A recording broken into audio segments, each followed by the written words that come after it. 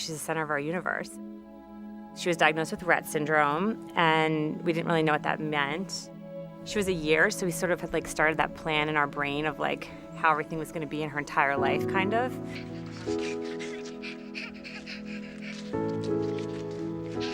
It's completely overwhelming because not only are you concerned about being a good parent, as any new parent, I mean, she's our first child, so you were like, I want to be the best parent ever. And then it's like this whole other thing that has to be taken into consideration. I like couldn't walk outside without crying. I like cried constantly and just walked her in the stroller. It was terrible. It's just scary because you have this little person that you're supposed to take care of and you don't know what to do and nothing's guaranteed. I find myself a lot of times just being like in a room, like taking like 10 deep breaths and being like, okay, I can do this, you know?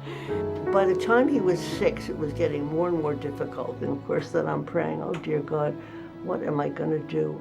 There was zero, nothing, no aid, no help. There were lots of families in the same boat, loads of them. That's why there were 6,000 people at Willowbrook. When he went there, he knew he was being left because my husband carried him. And by the time we unclawed him from around his neck, my husband had marks on his neck where he didn't want to let go. He was there 16 years. Too long. A day would have been too long.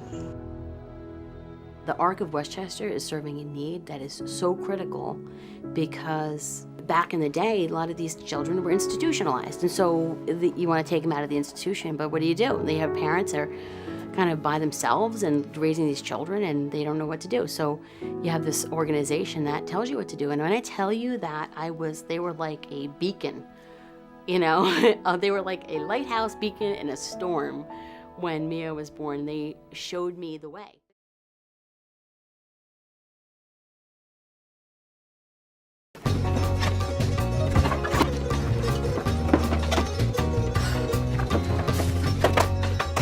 Something different, something special.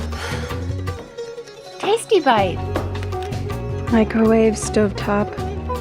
Just heat it up. This is perfect. This is amazing. Did you make Indian food? Yes, I did. Chana masala. I'm so excited for you to try it. Dig in.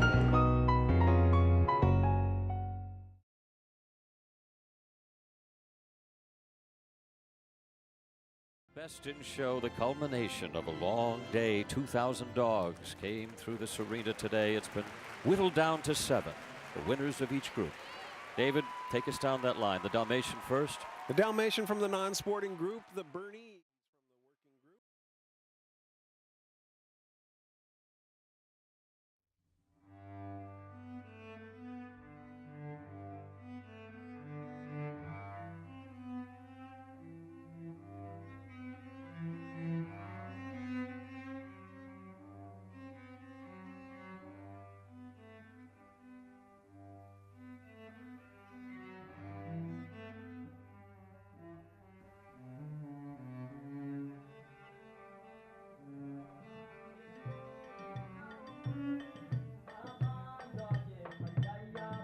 There's a lot of energy in the room. There's a lot of brilliant discussion about what innovations these photographs will bring to the future, not only of the Maasai, but of the global community. Some of them are so real that you almost feel the energy in the photograph. You can almost hear the people sing. They tell us about a culture that has been preserved, but is still now, should I say, moving forward in terms of the convergence of international living on a nationality of Kenyans and on the perspectives of the Maasai. This is a call for us to invest in the intellectual property of the Maasai as they have preserved it, to help share it carefully so that we can harness the best that they have carried forward from generation to generation. Photography has always been my passion, and then I realized that it was a way for me to express emotions and to communicate what I felt while I was visiting such remote and beautiful places. The idea behind Heart Parade is to add an extra value to what art has to offer. As I mentioned, art obviously is a vehicle that transmits emotions and feelings, but I want to add to that and use it as a conduit to give back. I want to just say that Carlos is an amazing artist. his ability to not only live with people and appreciate them, but carry their message forward and then share it with us is something that must be emulated. I want to say if more of us did this, we would have less problems in the world, greater understanding, and faster development.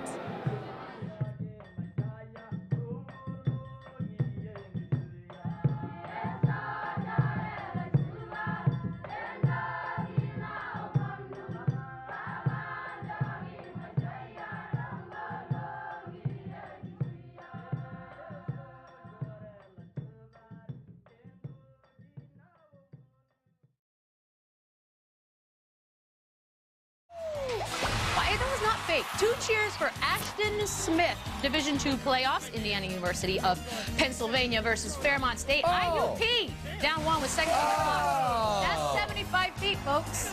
It doesn't. You know what? It doesn't really matter if it was 6th graders. Is there anything better than an 80-footer to win the game? And when you shoot it, like you shoot it, like you haul off and shoot. IUP wins that one, 71. That comes from IUP TV. That network is a comer. It is really going places. 3 cheers for Corey. Avalanche win. The overtime rules. Yes. Indiana University of Man,